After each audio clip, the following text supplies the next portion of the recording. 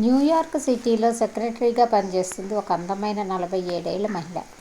ఆమె తన ప్రాబ్లంని కేసీఆర్కి ఉత్తరం రాస్తుంది. ఆమెకి మొదటిసారి వివాహం అయిన కొద్ది రోజులకి భర్త మరణిస్తాడు. అలాగే రెండోసారి తనకన్నా తక్కువ వయసున్న అతన్ని పెళ్లి చేసుకుంటుంది. కానీ 3 ఏళ్లలోనే విడాకులతో ముగిసిపోతుంది. ఆమెకి పిల్లలు లేరు. తండ్రి వైపు నుంచి కానీ తల్లి వైపు నుంచి కానీ ఎవరు బంధువులు లేరు. పూర్తిగా ఒంటరిగా ఉంటుంది. మూడో వివాహం చేసుకునే ఉద్దేశం ఉంది, కానీ సరైన అవకాశం రావట్లేదు. ఇలా నేను ఎందుకు ఒంటరిగా ఉండాల్సి వచ్చింది అని ఆమె ఆ కర్మబంధం గురించి కేసీకి ఉత్తరం రాసింది. దానికి కేసీ రీడింగ్లో ఆన్సర్ ఏ విధంగా ఉంటుందంటే, 2 జన్మల క్రితం ఆమె నార్వేలో పుట్టుతుంది. ప్రస్తుత జన్మలో అనుభవించే దుఃఖానికి కారణమైన కర్మబంధాన్ని సృష్టించుకుంది.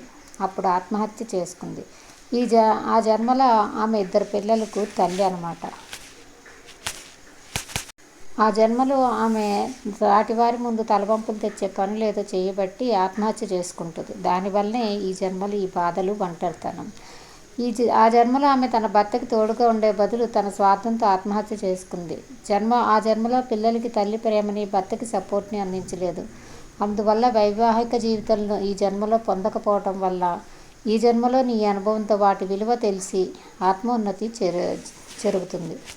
ఇంకొక కేసులో ఒక మహిళ కిండర్ గార్టెన్లో పిల్లలకి టీచర్గా పనిచేస్తుంది. వివాహం చేసుకోవాలని కోరిక ఉంటుంది. ఈవిడ ఒక్కతే కూతురు తల్లిదండ్రులకి. ఈవిడకి చిన్నప్పుడే తల్లిదండ్రులు మరణించారు. 2 వృద్ధులైన అత్తల దగ్గరే పెరిగింది. చిన్న వయసు వారితో ఈమె అడ్జస్ట్ కాలేకపోతుంది. ఒంటరితనం ఫీల్ అవుతూ ఇంట్రావర్ట్గా మారిపోతుంది. ఆమె ఒకసారి ప్రేమలో పడింది, కానీ అది భౌతికమైన ఆకర్షణ అని తేలాక అది ఆగిపోయింది. స్కూల్లో ఆమెకి మంచి టీచర్గా పేరుంది, కానీ ఆమెకి ఒంటరితనం వలన డిప్రెషన్కి వెళ్తూ ఉంటుంది. ఒక్కోసారి ఆత్మహత్య చేసుకోవాలనుకుంటుంది, ఆలోచన చేస్తుంది. అందంగా ఆకర్షణీయంగా ఉండే ఆమె వెనక ఎంత బాధ ఉందని ఎవ్వరికీ తెలియదన్నమాట.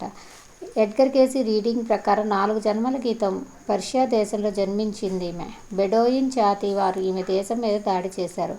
ఆ దేశ రాజు కుమార్తె. బెడోయిన్స్ తమ వెంట తీసుకుని వెళ్ళిన ఆడపిల్లల్లో కూడా ఈమె ఒకటి. ఆ దేశపు షేక్ కింద ఉండే ఒకరి ద్వారా ఒక కూతుర్ని కన్నది. ఆ తర్వాత ఆమె ఆత్మహత్య చేసుకున్నది. ఫలితంగా ఆమె బిడ్డ ఆ యుద్ధ వాతావరణంలో ఎలాంటి ప్రేమకి నోచుకోక ఒంటరిగా పెరిగింది. చివరికి ఓ మత ప్రబోధకుడు ఆ పాపని చూసి జాలిపడి తన వెంట తీసుకుని వెళ్ళి పెంచుకున్నాడు. తనను ఉంచుకున్న వ్యక్తి చెప్పినట్టు వినడం ఇష్టం లేక ఆత్మహత్య చేసుకుంది. దాంతో తనను తాను స్వార్థపరంగా తృప్తిపరచుకోవడానికి ఆత్మహత్య చేసుకుంది తప్ప ఆత్మరక్షణకో తన దేశం కొరకు ఆ పని చేయలేదు. పైగా తన కూతురి భవిష్యత్తు తీర్చిదిద్దాల్సిన బాధ్యతని కూడా విస్మరించింది. ఆత్మ గుణపాఠం నేర్చుకోవడానికి అనువుగా ఈ జన్మలో వివాహము, పిల్లలు ఇవ్వబడలేదు.